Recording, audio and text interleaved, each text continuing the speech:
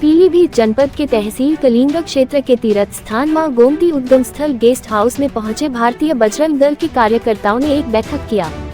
बजरंग दल के कार्यकर्ताओं ने मीडिया को जानकारी देते हुए बताया कि भारतीय बजरंग दल एकजुट होकर सनातन धर्म की अलग जगाते हुए सनातन धर्म को आगे लाने का कार्य कर रहा है।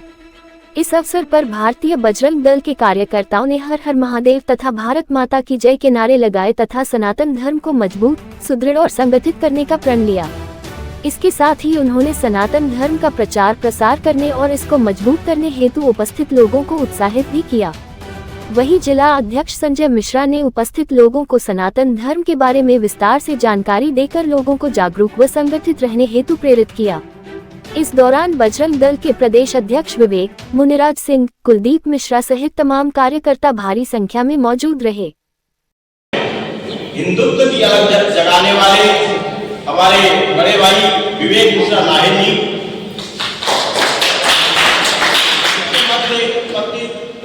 प्रदेश महामंत्री मुन्नार सिंह जी, आप भी लगभग बाल्यकाल से संगठन के कार्य को करते आ रहे हैं। आप सबके ही सानिध्य में इससे पहले यहाँ हम सुनते वट वृक्ष के रूप में भारतीय बजरंग दल जो हो चुका है, इसके लिए मैं आप दोनों का आभार प्रकट करता हूँ। मंच पर उपस्थित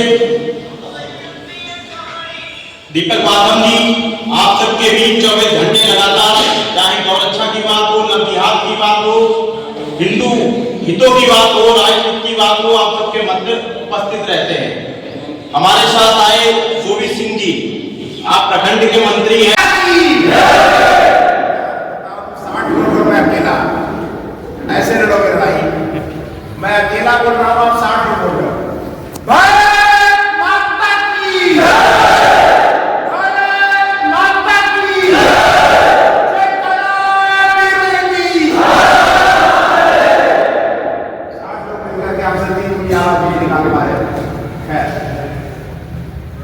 अभी हमारे दोनों पूर्व वक्ता हमारे मुन्नार सिंह और संजय मिश्रा जी ने आपके समक्ष एक विश्व का एक वर्तमान परिदृश्य, एक मानचित्र आपके सामने रखा कि संपूर्ण विश्व की आज परिस्थिति कैसी बन गई है।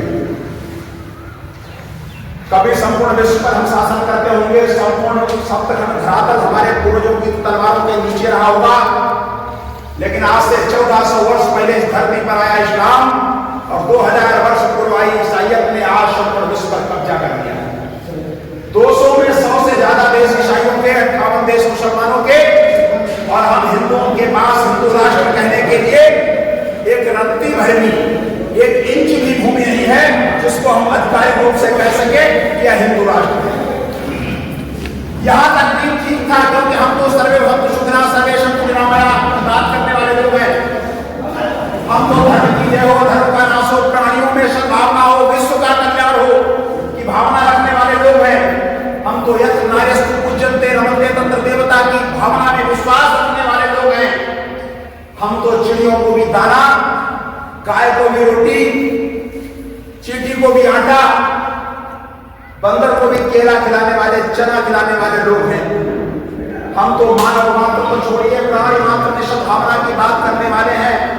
इसलिए हमको ये फर्क नहीं पड़ता कि आज संपूर्ण विश्व में हमारे पास एक भी देश है या नहीं, क्योंकि हम तो ये मानते हैं कि मुसलमान भी हमारे भाई हैं, ईसाई भी हमारे भाई हैं। जिनके पास 2 हाथ 2 पैर 2 नाक 2 कान है, वो सब हमारे भाई हैं। उनका भी शासन हो जाएगा तो हमको क्या। लेकिन ध्यान रखना, मैं आप सभी लोगों को बहुत संक्षेप में बताऊंगा कि 2 हाथ 2 पैर 2 नाक 2 कान से कोई व्यक्ति इंसान नहीं होता। उसके लिए व्यक्ति के हृदय में मानवीय भावना का होना जरूरी है। आप लोग कहेंगे 22 तारीख को जो पहलगाम में हमला हुआ, किसने किया? आतंकवादियों ने किया। वह आतंकी हमला था, लेकिन नहीं, वह आतंकी हमला नहीं था, वो एक सोचा समझा जिहादी हमला था। और वह जिहादी हमला जो भारत के अंदर ही नहीं, संपूर्ण विश्व के अंदर पिछले 1400 वर्षों से लगातार हो रहा है। इसलिए इस भ्रम में बिल्कुल न रहें जो मीडिया दिखा रही है कि वो आतंकी हमला था। यदि वह आतंकी हमला होता तो धर्म पूछकर गोली नहीं मारी जाती। आतंकी हमला होता तो पैंट उतार कर उनकी सुन्नत चेक नहीं की जाती।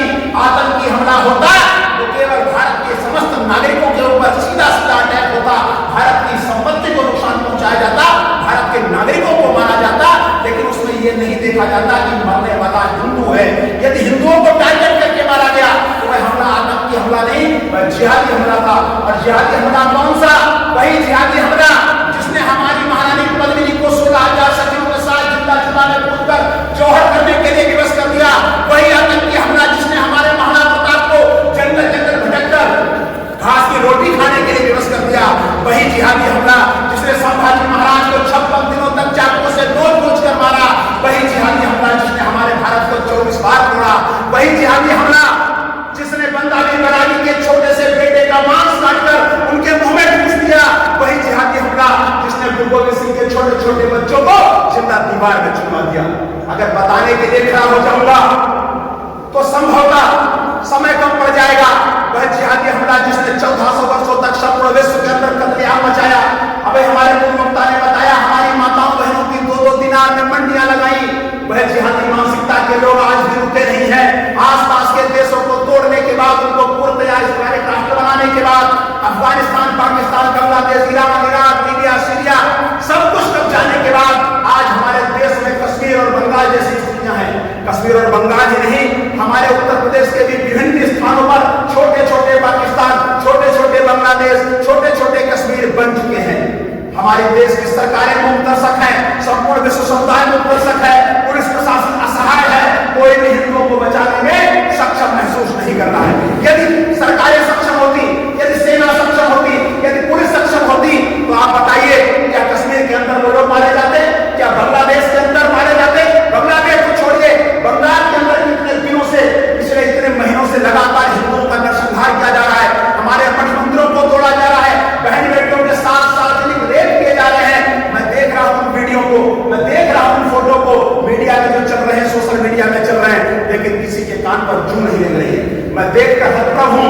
अखबार में छपा होता है मुसलमानों के 13-13 साल के लड़के पश्चिम बंगाल के अंदर हिंदू बहन बेटियों को घरों से खींच रहे हैं और ये कह रहे हैं कि आप सिंदूर पूछ लीजिए, आप चूड़ियां उड़ा लीजिए, हमारे साथ चलिए, हमारी रखें बन जाइए, अन्यथा तुम्हारे भाई को, तुम्हारे बेटे को, तुम्हारे पति का कत्लेआम कर देंगे।